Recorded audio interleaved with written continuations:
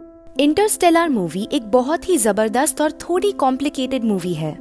इस मूवी को एक बार देखने से ये आपको समझ तो आएगी, पर पूरी तरह से नहीं। इसमें ऐसे कुछ थ्योरीज या फिर कहे तो कॉन्सेप्ट्स दर्शाए गए हैं जिसे समझने के लिए आपको इसे कम से कम 2 बार तो देखना ही पड़ेगा। तो इस कंफ्यूजन को दूर करने के लिए आज हम इस मूवी का एक्सप्लेनेशन लेकर आए हैं। तो टाइम वेस्ट किए बिना आते हैं इसके मेन स्टोरी लाइन पे। इस मूवी में artificial gravity, spinning black holes, worm holes, gravitational time dilation, 5 dimensional reality, binary codes, tesseract और न्यूटन की ग्रेविटेशनल थ्योरी पर भी फोकस किया गया है। इस मूवी के मेन कैरेक्टर है मैथ्यू मैककॉहने, जिन्होंने कूपर का रोल निभाया है, जिसके इर्द गिर्द ये पूरी कहानी घूमती है। कूपर पहले नासा में एक पायलट हुआ करते थे, पर अब वो खेती करते हैं। अर्थ पे सबने खेती करनी शुरू कर दी है, क्योंकि अब इंसानों को जिंदा रहने के लिए किसी और चीज से ज्यादा खेती की जरूरत है। इस फिल्म में हमें कोई टाइमलाइन देखने को नहीं मिलती, मतलब हमें ये नहीं पता कि इस फिल्म में कौन सा साल दिखाया गया है।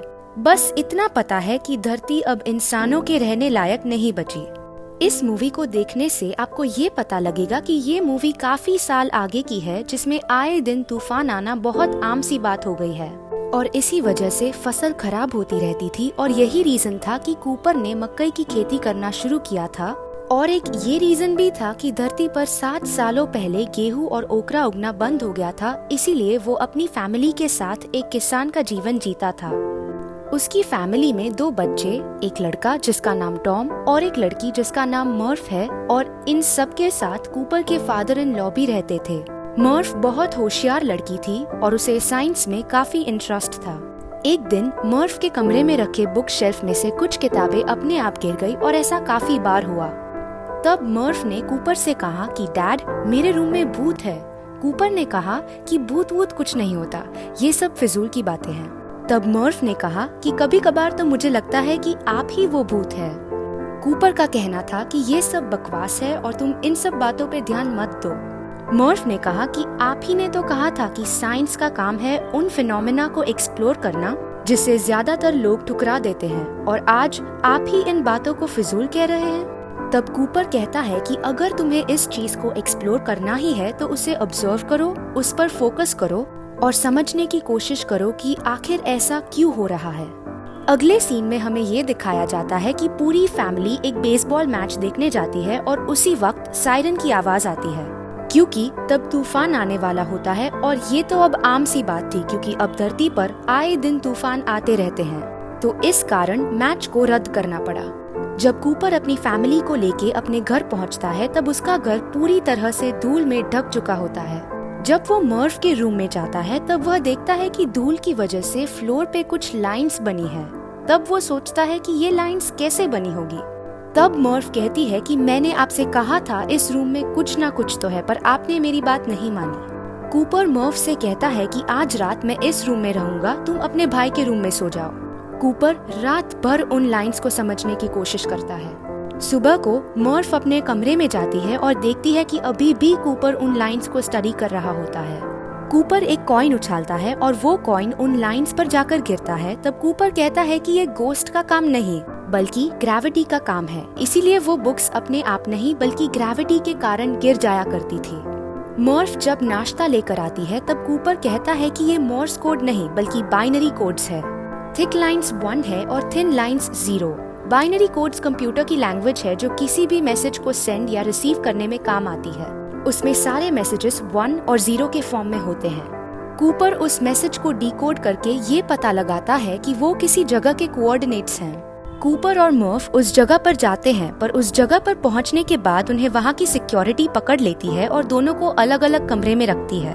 वहाँ की सिक्योरिटी कूपर से पूछताछ करती है कि तुम्हें इस जगह का पता कैसे चला। तब वहाँ पे एक साइंटिस्ट आती है जिसका नाम एमिली होता है, और वो कूपर को एक हॉल में ले जाती है। उस हॉल में बहुत से लोग होते हैं और मर्फ भी वहाँ होती है। उस हॉल के सभी लोग कूपर से ये जानना चाहते थे कि उसे इस लोकेशन के बारे में कैसे पता चला, क्योंकि ये एकदम खुफिया लोकेशन थी जिसके बारे में बहुत कम लोग जानते थे। तब मर्फ कहती है कि हमें इस जगह के बारे में ग्रेविटी के जरिए पता चला।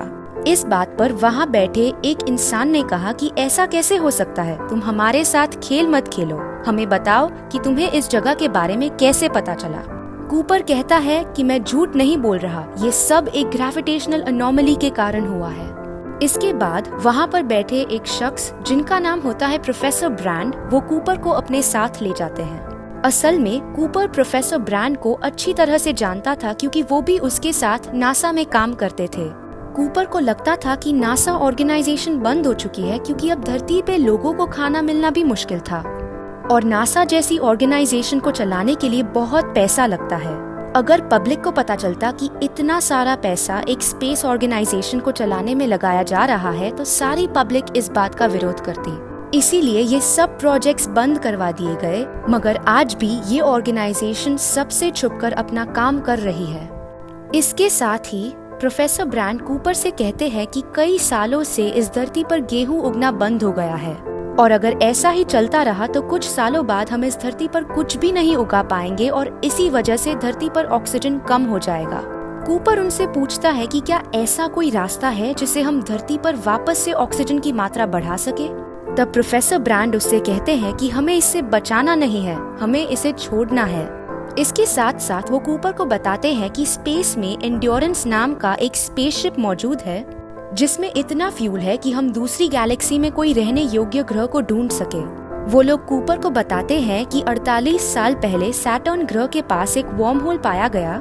ये किसने वहाँ पर बनाया इसका हमें पता नहीं, पर जो भी है वो हमें बचाना चाहता है। कहानी आगे बढ़ाने से पहले हम ये जानते हैं कि वर्म होल्स क्या होते हैं। वर्म होल्स स्पेस में ऐसी टनल्स होते हैं जो किसी भी दूरी को हमारे लिए बहुत कम कर दे।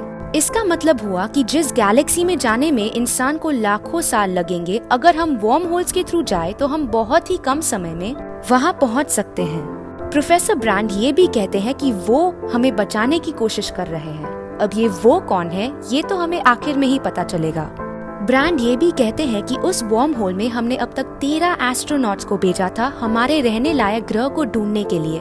जब उन्हें ग्रह मिल जाएंगे तब वो हमें बीकन से सिग्नल भेजेंगे और अभी तक हमें 3 सिग्नल मिल चुके हैं। अब इन सिग्नल से ये तो पता चल गया कि ग्रह एग्जिस्ट करते हैं, पर उसका एटमॉस्फेयर, उसका एनवायरनमेंट हमारे रहने लायक है या नहीं ये पता नहीं चल पाया। इस चीज का पता करना जरूरी है और इस काम के लिए हम और एस्ट्रोनॉट्स भेजने वाले हैं जो वहाँ पर जाकर पता लगाएंगे कि वो सब ग्रह हमारे रहने लायक है या नहीं, जिससे कि इंसानी सभ्यता को लुप्त होने से बचाया जा सके। इसके बाद प्रोफेसर ब्रैंड कूपर को अपने 2 प्लान बताते हैं।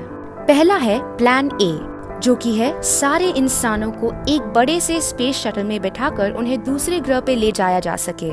पर ये प्लान अधूरा होता है क्योंकि इतने सारे इंसानों को ले जाने में बहुत बड़ा स्पेसशिप लगेगा और तो और इस सीन में जिस जगह खड़े होकर वो बात कर रहे होते हैं वो एक स्पेस स्टेशन ही होता है। अब इतने बड़े स्पेस स्टेशन जिसका वजन बहुत ही ज्यादा है, उसे अर्थ की ग्रेविटी से बाहर निकालना बहुत मुश्किल होगा। इस डिफिकल्टी को सॉल्व करने के लिए प्रोफेसर ब्रैंड एक ग्रेविटेशनल इक्वेशन पर काम कर रहे होते हैं। अगर ये इक्वेशन सॉल्व हो गया तो वो अर्थ की ग्रेविटी को ओवरकम करके सारे इंसानों को दूसरे ग्रह पर ले जाने में सफल होंगे। वो कहते हैं अगर प्लान ए काम नहीं आया तो प्लान बी तो जरूर काम आएगा। प्लान बी, जिसमें जो एस्ट्रोनॉट्स उन ग्रहों पर जाने वाले होते हैं उनके साथ 5000 एम्ब्रियोस को ले जाकर उन्हें उस ग्रह पर ही डेवलप करेंगे जिससे कि इंसानी प्रजाति खत्म ना हो। तो ये थे प्रोफेसर के प्लान्स। ब्रैंड कूपर से कहता है कि तुम भी हमें ज्वाइन कर लो, तुम बहुत अच्छे पायलट हो, हमें तुम्हारे जैसे पायलट की जरूरत है। और कूपर इस मिशन पे जाने के लिए तैयार हो जाता है क्योंकि किसी न किसी तरह से वो दुनिया को बचाना चाहता था, पर इस बात से उसकी बेटी उससे नाराज हो जाती है। कूपर उससे कहता है कि जब मैं वापस आऊंगा तब तक शायद हम दोनों एक ही एज के होंगे, ये सब टाइम डायलेशन की वजह से होगा। फिर कूपर अपने मिशन के लिए निकल जाता है। वो सारे एस्ट्रोनॉट्स सैटर्न ग्रह के पास मौजूद वर्म होल से होकर गारगेंटुआ नाम के एक विशालकाय ब्लैक होल के पास पहुंचते हैं। जिन ग्रहों से बीकन के सिग्नल आ रहे थे वो 3 ग्रह उस ब्लैक होल की ऑर्बिट पर थे। अब यहाँ पर टाइम डायलेशन के कॉन्सेप्ट का यूज किया गया है। इसका मतलब हुआ कि अगर कोई ऑब्जेक्ट ज्यादा मास वाली चीज के करीब होगा तो उसके लिए समय धीरे गुजरेगा। मतलब अगर कोई ग्रह ब्लैक होल के पास है और दूसरा ग्रह उससे काफी दूर है तो ब्लैक होल के पास वाले ग्रह पर बीतने वाला 1 घंटा दूसरे ग्रह के कई सालों के बराबर होगा। अब स्टोरी लाइन पर वापस आते हुए हम देखते हैं कि जो एंड्योरेंस क्रू है वो डिसाइड करते हैं पहले ग्रह पर जाने का, जो कि ब्लैक होल से काफी नजदीक है। इसका मतलब उस ग्रह पर बिताया गया 1 घंटा पृथ्वी पर 7 साल के बराबर होगा। कूपर चाहता है कि उस ग्रह पर सब कम से कम समय बिता पाए ताकि वो अपने बच्चों को सही सलामत देख सके। कूपर के साथ डॉक्टर ब्रैंड की बेटी और डॉयल भी जाते हैं। उनका एक साथी उस प्लैनेट की ऑर्बिट में ही एंड्योरेंस स्पेसशिप में रुक जाता है। उस ग्रह पर लैंड करने के बाद उन्हें पता चलता है कि वो ग्रह रहने योग्य नहीं है और उन्हें वहाँ पर पहले भेजे गए एस्ट्रोनॉट्स के स्पेसशिप के टुकड़े भी मिलते हैं। कुछ देर बाद वहाँ पर बड़ी सी वेव आती है, जिसके कारण उनका एक साथी डॉयल की मौत हो जाती है और वो वहाँ पर 3 घंटे बिता चुके होते हैं, जिसका मतलब हुआ कि अर्थ पर रहने वालों के लिए 21 साल बीत गए हैं। जब कूपर और उसके साथी एंड्योरेंस पर पहुंचते हैं, तब उनका साथी जो वहां पर रुका हुआ था, उसके लिए 23 साल बीत चुके होते हैं। कूपर जब अपने बच्चों द्वारा भेजे गए वीडियो मैसेजेस देखता है, तब उसे पता चलता है कि उसके बच्चे भी काफी बड़े हो चुके हैं। उस ग्रह पर जब पहले एस्ट्रोनॉट्स आए थे, तब लैंड करते ही उनकी मौत हो गई थी और बीकन ने भी सिर्फ कुछ मिनटों तक ही सिग्नल भेजा था। टाइम डायलेशन की वजह से वो कुछ मिनट्स अर्थ के कई सालों के बराबर थे। इसीलिए अर्थ पे जो नासा का ग्रुप था, उन्हें लगा कि इस ग्रह से कई सालों से सिग्नल आ रहा है। अब जबकि एंड्योरेंस शिप 23 सालों से फ्यूल का इस्तेमाल कर रहा था, तो उसके पास अब इतना फ्यूल नहीं था कि वो दूसरे दोनों ग्रहों पर भी जा सके। अभी और 2 ग्रह बचे हैं जिस पर जीवन हो सकता है। एक ग्रह जिस पर मन नाम का एस्ट्रोनॉट सिग्नल भेज रहा था और दूसरा वो ग्रह जिस पर से एडमंड नाम का एस्ट्रोनॉट सिग्नल भेज रहा था। अब एंड्योरेंस क्रू भेजे गए सिग्नल के डेटा को स्टडी करके ये पता लगाते हैं कि एडमंड का ग्रह ज्यादा सूटेबल है रहने के लिए, पर मन उस ग्रह से लगातार सिग्नल भेज रहा था। इसीलिए वो डिसाइड करते हैं कि उन्हें मन वाले ग्रह पर जाना चाहिए। इस दौरान अर्थ पर कूपर की बेटी मर्फ एक साइंटिस्ट बन चुकी होती है और वो भी उस ग्रेविटी के इक्वेशन पर काम करती है जिस पर प्रोफेसर ब्रैंड कई सालों से काम कर रहे होते हैं। मरने से पहले प्रोफेसर ब्रैंड मर्फ से कहते हैं कि वो इक्वेशन उन्होंने पहले से ही सॉल्व कर लिया था, जिसके बाद उन्हें पता चला कि इंसानों को उस ग्रह तक नहीं ले जाया जा सकता। ये मुमकिन नहीं है, इसीलिए प्लान ए कभी था ही नहीं। ये सब जानने के बाद मर्फ अपने पिता को एक वीडियो मैसेज भेजती है जिसमें वो कहती है कि प्रोफेसर ब्रैंड की मौत हो चुकी है और ये भी बताती है कि प्लान ए कभी था ही नहीं, जिसका मतलब हुआ कि वो अपने पिता को कभी नहीं देख सकती। और वो इन सब के लिए कूपर को भी ब्लेम करती है कि आपने मुझे इस धरती पर मरने के लिए छोड़ दिया। पर फिर भी वो हार नहीं मानती, वो उन इक्वेशंस पर काम करती रहती है और इसके लिए उसे ग्रेविटेशनल सिंगुलैरिटी का क्वांटम डेटा चाहिए होता है। अगर वो उसे मिल जाए तो वो पृथ्वी के सारे इंसानों को बचा सकती है। जब वो लोग मन वाले ग्रह पर पहुंचते हैं तो उन्हें मन डीप स्लीप में मिलता है। जागने के बाद मन उन्हें कहता है कि ये ग्रह की हालत थोड़ी खराब है, पर हम इस पर रह सकते हैं। फिल्म में थोड़ी देर बाद हमें ये पता चलता है कि मन ने फेक सिग्नल भेजे थे और वो कूपर को मारने की नाकाम कोशिश भी करता है। मन ये सब इसीलिए करता है क्योंकि वो उस ग्रह से बाहर निकलना चाहता था, क्योंकि वो ग्रह रहने योग्य नहीं था। इन सब के बाद मन एंड्योरेंस पर मैनुअल डॉकिंग करने की कोशिश करता है, पर तब उसकी मौत हो जाती है। इसके कारण एंड्योरेंस को भी काफी नुकसान हो जाता है, पर डॉक्टर ब्रैंड और कूपर इसे किसी तरह से स्टेबल करने में कामयाब हो जाते हैं। पर अब एंड्योरेंस में इतना फ्यूल नहीं है कि वो तीसरे ग्रह पर जा सके। अब उस ग्रह पर जाना और भी जरूरी हो चुका है, क्योंकि अब उन्हें पता है कि प्लान ए काम नहीं आने वाला। और दूसरा रीजन ये कि उस प्लैनेट से मिले डेटा के अनुसार वो सबसे सूटेबल ग्रह है रहने के लिए। कूपर और ब्रैंड के साथ 2 रोबोट्स होते हैं, केस और टार्स। सब मिलकर ये नतीजे पर पहुंचते हैं कि ग्रेविटेशनल स्लिंगशॉट का इस्तेमाल करके उस ग्रह पर पहुंचा जाए। ग्रेविटेशनल स्लिंगशॉट का मतलब है कि किसी दूसरे ऑब्जेक्ट की ग्रेविटी को यूज करके अपनी स्पीड को इंक्रीज किया जाए, जिससे कि कम फ्यूल होने के बावजूद वो एडमंड के ग्रह पर पहुंच सके। एंड कूपर के लिए दिक्कत ये थी कि वो ब्लैक होल के जितना करीब जाएगा, पृथ्वी पर समय उतना ही तेजी से गुजरेगा और वो अपने बच्चों को जिंदा देखना चाहता है। इसीलिए उसे कहीं ना कहीं ये उम्मीद होती है कि प्लान ए भी काम कर जाएगा। ब्लैक होल के सेंटर को ग्रेविटेशनल सिंगुलैरिटी कहते हैं और मर्फ को उसी का क्वांटम डेटा चाहिए होता है।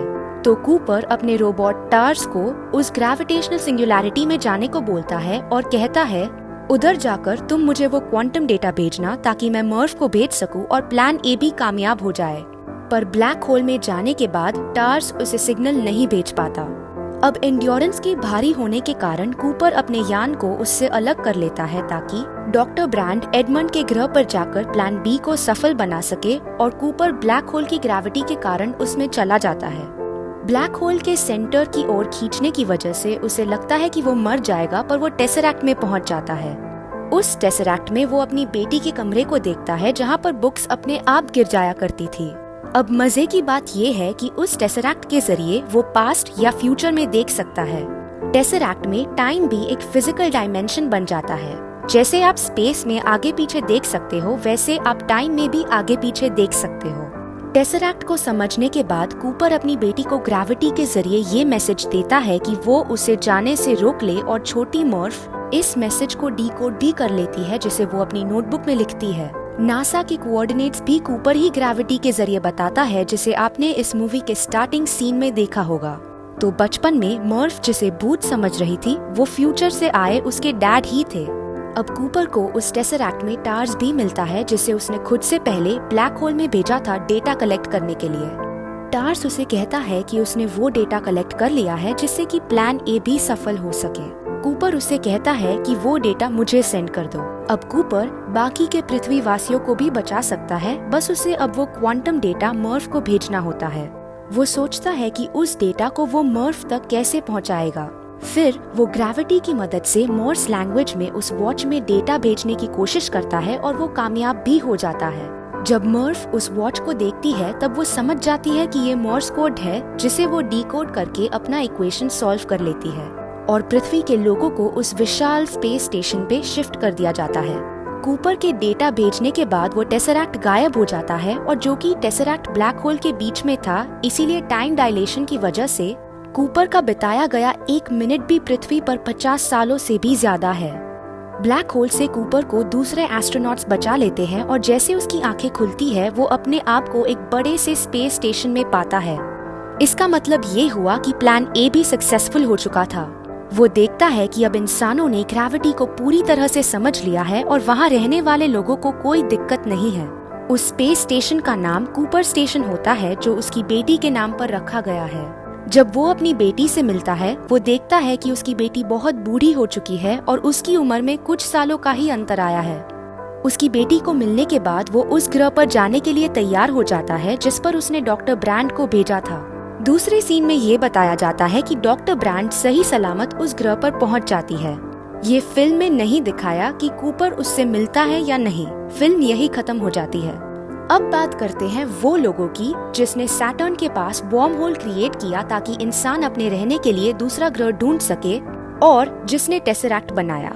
अब अगर वो लोग टेसरैक्ट बना सकते थे, इसका मतलब हुआ कि वो पास्ट, प्रेजेंट और फ्यूचर को आसानी से देख सकते थे।